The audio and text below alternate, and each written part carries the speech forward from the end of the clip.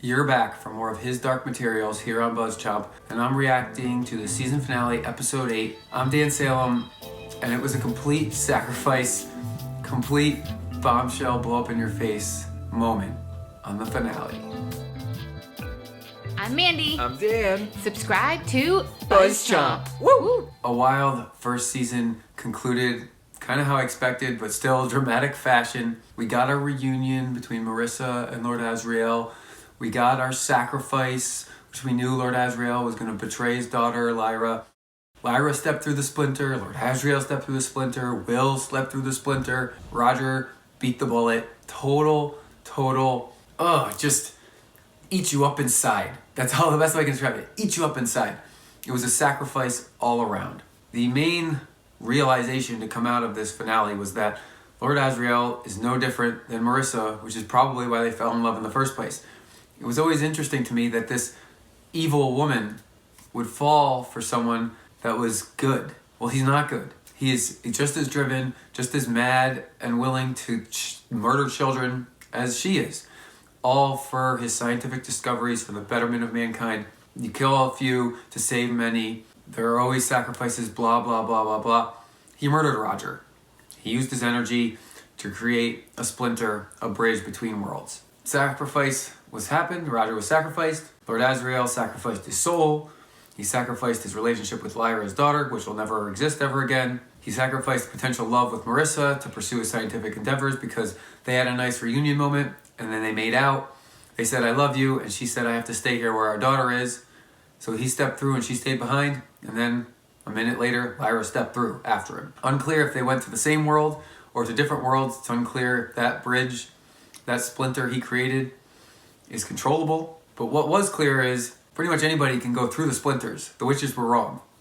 No one's, quote, bound to the world. Now maybe the witches are because they need the dust. If there's dust in other worlds, the witches can leave. I think the only thing that was keeping anyone in the world was the fact that they didn't know of the splinters that already pre-existed or were pre-created. Lord Asriel, this renowned, crazy, mad scientist, did this whole wild experiment and had to kill Rodger just to create a splinter, a bridge between worlds.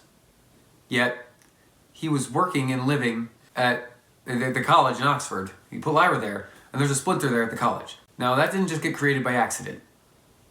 Perhaps it existed all along.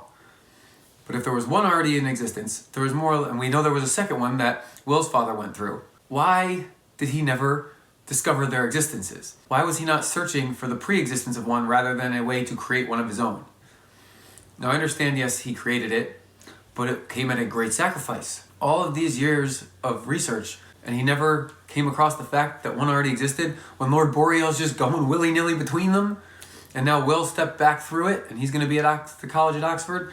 It was a little weak to me that Lord Asriel, so driven, so needing to figure this out, overlooked the fact that maybe one already existed, and that maybe the world created them in themselves, and that there are fractures between worlds, because if the worlds exist, it makes sense they're connected, which they are. Lyra had to sacrifice her previous existence, yet Lord Asriel kind of took it from her when he killed Rodger, and she stepped through the splinter.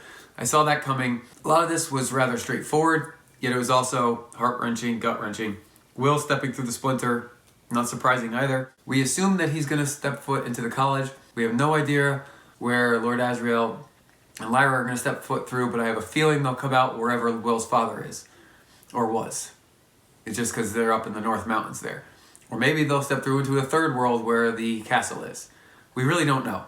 There's a lot of open questions here. It was a total cliffhanger, but we saw it coming. I saw it coming all the way. Expected him to step through at the end. Expected the reunion of the lovers. That happened. Expected the Magisterium to kind of, again, get egg on his face.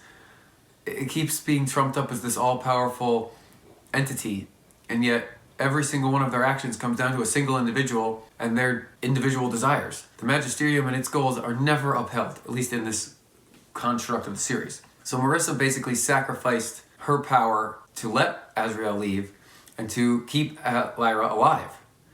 She also allowed Asriel's friend to live.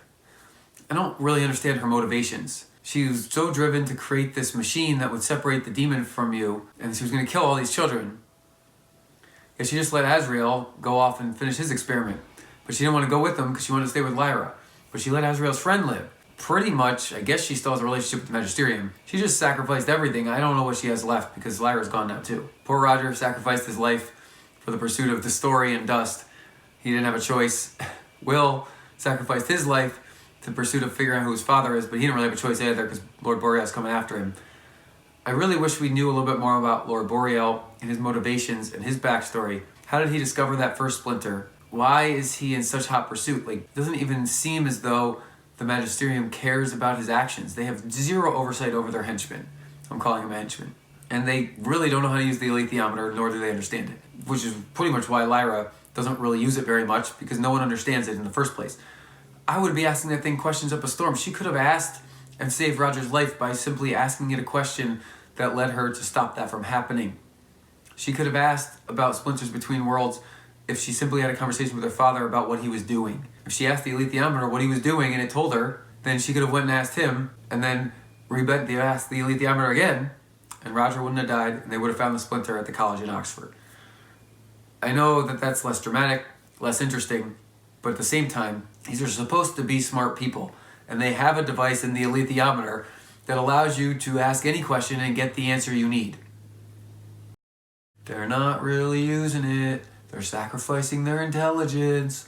Use what you have at your disposal instead of creating some crazy contraption to do a roundabout way of figuring it out. As a viewer of this series, I really enjoyed the whole season.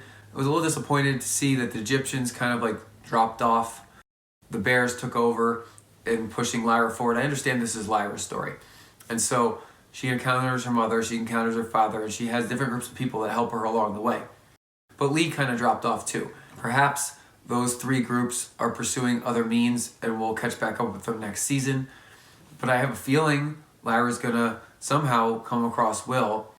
Lord Asriel is either gonna become a main or villain or die. And Marisa, I don't know what her point is anymore. It's hard for me to tell who the villain is right now.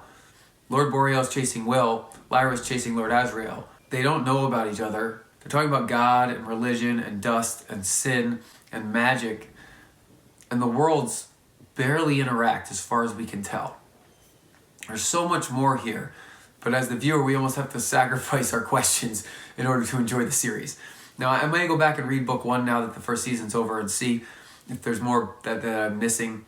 But I have all of these questions because it would make sense to me when you have an alethiometer that you would ask them. What did you all think of season 1 of His Dark Materials? I really enjoyed it. Comment below with your feedback, questions, comments, etc. And subscribe to BuzzChomp. I'm going to be doing a recap of season 1 and then my predictions for season 2. I'm Dan Salem. Tune back into BuzzChomp every week as we're following our favorite great TV shows here on BuzzChomp. Thanks for watching BuzzChomp. Subscribe and share. Subscribe and share. Subscribe and share. Share. Woo.